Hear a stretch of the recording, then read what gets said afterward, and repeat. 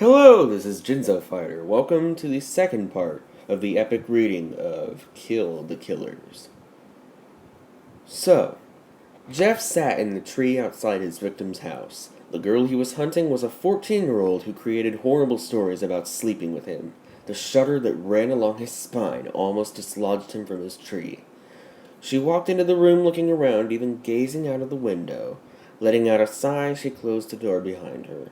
When Jeff saw what was behind the door, he almost fell out of his tree again.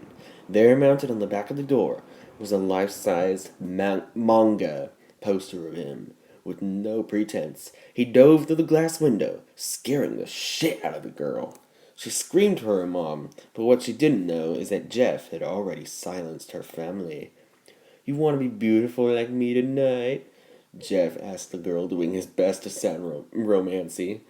The girl struggled, then her eyes opened wider. The horrid visage in front of her was nothing like she'd fantasized about. His bleach white face made her want to retch. The bile rising up into her throat was stopped by the hand he wrapped around her larynx. "See, girl, you wanted to look like me, now you will look like me, just like me." Pushing her out of the window into the kiddie pool he had filled with bleach, he laughed maniacally. "Just like me, girl. We will be forever beautiful."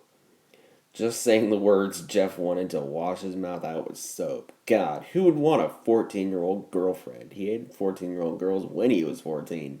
Nothing had changed after all these years. Looking out the window, he saw the girl floundering in the bleach pool. Looking disinterested, he lit and dropped a Zippo lighter into the pool. It instantly went up in flames. The girl screamed for a few moments before going silent.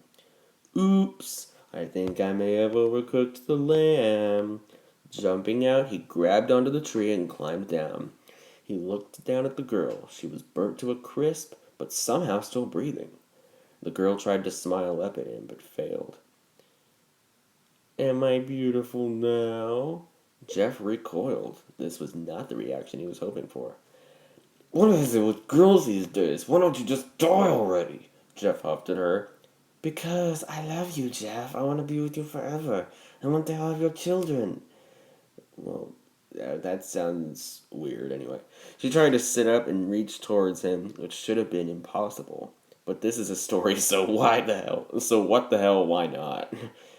Jeff tilted his head back and laughed until he was gasping for breath. The girl looked at him strangely. Why was he laughing at her? That was so mean. I I can't have children, you stupid fucking kid. I don't have a penis. I lost it in a horrible zipper accident when I tried to hook up with Jane. Of course, by horrible zipper accident, I mean she had braces. The girl looked horrified. No penis? But then who would she fantasize about? Maybe she could just pretend that Jeff had never told her that. Jeff continued laughing and talking to her. "And what makes you think that I want a prepubescent teenager anyways? Look, I'm a sociopath, not a pedophile. Not to mention, I really don't dig pizza faces. Not that you have that issue anymore, do you? Then again, you don't have a face anymore." The girl tried to cry, but her tear ducts were burnt away. She looked up just in time to see Jeff towering over her with a knife. "Go to sleep." Jeff slit her throat and walked away. Looking back over his shoulder, he sighed. Kids today. Slenderman was slinking around in the woods behind his victim's home. He had the worst punishment he could imagine or mind. He picked up the bucket at his feet and blended into shadow. He began to head towards his target. Her story was by far the worst of the worst, spawning almost as much hate mail as "Did you stumble across Herobrine?" She shuddered. He shuddered. She had turned him into a complete bishy.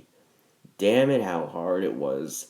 To figure out he was gay. Why on earth would he want a girl, let alone breed with one? I did not know Slenderman was a... Never mind. He was halfway across the lawn when he was stopped by a set of headlights. He froze. That was a Mustang. Oh, shit! Not now. Please, not now. Not when his plan was almost complete. The Mustang stopped, and out stepped a man. He looked like your average middle-aged dad. He brushed back his duster and pulled out a desert egal. Put the bucket down, Slenderman, or Pacemaker was going to put a hole in your gut. Slenderman sat down the bucket and put his tendrils up. Everyone knew you didn't fuck with the time-traveling dad. He was the coolest dad ever. And chances are, if you did, Yossarian would tear you a new asshole in the comments. Who the hell is Yossarian? Slendy, you know using Legos for this author is going too far. Why are you making me do this? TTD asked like any patronizing father would. Slendy pulled out his mobile phone slowly and showed the story to TTD. The look on the father's face went from annoyed to disgusted. He looked back and forth between the story, the comments, and the Legos. You know Dirtbutt is going to be pissed. He said Legos are going too far. Legos are going too far. But I am all for it. Let's go, Slendy. That shit was just plain wrong. Between TTD and Slendy, they were able to pour Legos all over the writer's room, put tacks in her shoes, and in essence, make her life miserable. Slendy followed her around for about a year, placing Legos under the arches of her feet everywhere she went. Paybacks are a bitch. Credit to Ariana with thanks to CreepyPasta regulars. So that was something. That I don't know. I mean, I guess it was all right. I'll just if I were a member of this site, I would probably give it like 6 out of 10 stars. I mean, it's cliche, but I haven't like read any creepypastas in a while, so I don't know. It was kind of interesting, but kind of cliche at the same time. It's kind of weird how somebody would pair Jeff with a gender flipped version or whatever it happened. But yeah, I hope you all enjoyed that. I might do more of these. So, until next time, this is Jinzo Fighter, and catch you later.